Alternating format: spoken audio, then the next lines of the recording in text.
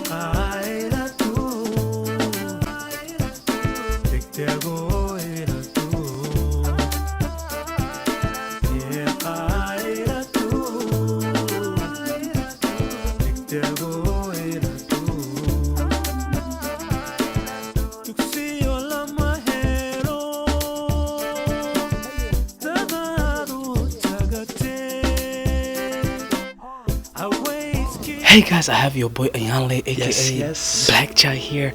There's an event going on. We can't be speaking live right now. Somali ambassador is literally speaking right now. How you feeling, Ayanle? Man, I'm feeling great. All the important people are here. The only person that's missing is you. But thanks to Kamadiga, you guys are going to be able to see some of it and take part in the vision. But again, let's make Somali better together. And thank you so much, guys. I have the Somali ambassador here. The question is, Mr. Ambassador, do you believe Somalia's problem is Somali people's problem, or do you believe Somalia's problem is an international community problem? I think first and foremost it's a Somali problem. We should fix it ourselves first before we seek support from others. I believe that it's international community problem. Somalia's problem is Somali problem first before it gets to international problem. I think it's a little bit of both. I'm here with the former governor of the Central Bank of Somalia, Yusra. I am actually blushing right now. As you could see, we did the place, Yasada Manta. Her story was part of it. And thank you so much for your time right now. But the first question I'm going to ask you is, do you believe Somalia's problem is Somali people's problem, or is it an international community problem? Somali's problem. I think it's Somali's problem because no matter where it originated from, only Somalis can solve their problem. And if we rely on the international community and if we outsource our problems to somebody else, in other words, we blame others, then we'll never solve it. We have to own the problem. Once you own the problem, then you find the solution. Man, first of all, do not let the suit and tie fool you. I'm not going to answer this question like a politician. Somalia's problem is a problem for the Somali people. They're the ones that get the short end of the stick. And anyone else who claims that it's a problem for them are those that are concerned of their self-interest. What do you think is bringing the change to Somalis? The Somali youth diaspora here that got educated here, or the Somalis back home that died for the country, that stayed for the country, that fought for the country? I think it's a little bit of both also, because in order to make change, we need experienced theirs. And I mean, what we have is nice, but we still have, we're two sides of the puzzle. The question is, I mean, Somalia is coming back, yeah? When you realize what the problem is, that is the only time you could solve the problem. Right. You know? So what do you think Somalia's problem is? Well, one thing is we just need to come together. I think tribalism plays a big role in today's main problems that generate problems, not only problems but also man-made sometimes famines. I think both. You need one another. They both bring something to the table, but the question has to be asked: who's Somali? Both. Yeah, the Somali, we're all Somalis. The whole world is connected. We were talking about the influence that others could have on us. but also the issue, the solution starts with us. So the Somali people in the diaspora, and today, these days, there's no distinction, clear distinction between diaspora and Somalis. You are a diaspora, but you are also Somali. You go back home, you send money back to Somalia, and you play a role in our parliament.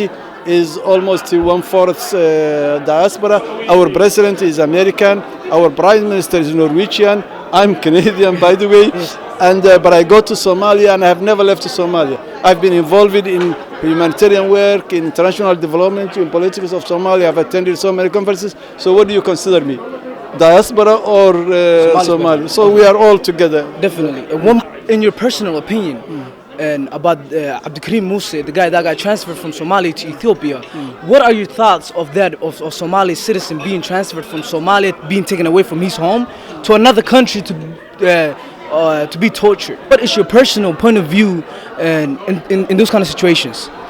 Well, I represent some government and state of Somalia, so I cannot have a personal view on this subject. Yeah? Thank you so much, Mr. Ahmed, and that was the Somali ambassador, and it was my pleasure. I love Ahmed. He's a very young guy, and the future of Somalia is people like him. Thank you so much. I love your energy and your enthusiasm. Thank you so much, Mr. Ahmed. Okay. I know you had a letter out, and there's a lot of articles about you, so I'm going to put all her letter and all the articles and the links in the description, so you guys could view it for yourself.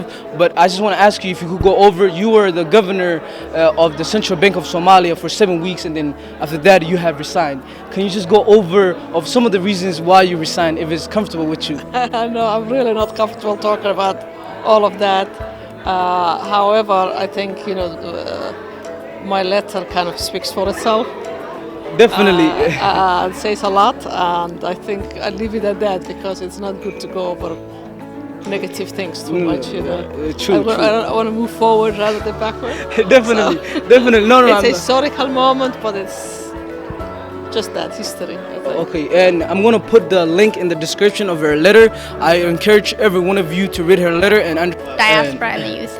Another question, and there's a guy named Abdikarim Musa who was transferred from Somalia to Ethiopia, and as being a Somali citizen, if that was you being transferred from your own country to be tortured, how would that make you feel? That is a really unfortunate situation, honestly, and I don't have any further comments on that. It's very unfortunate. I'm pretty sure people have very passionate comments about it, but it's very sad, but that's all for now. Well, thank you so much, guys, for watching. This is going to be the end of the video, and Kamadiga TV, where the grind don't stop.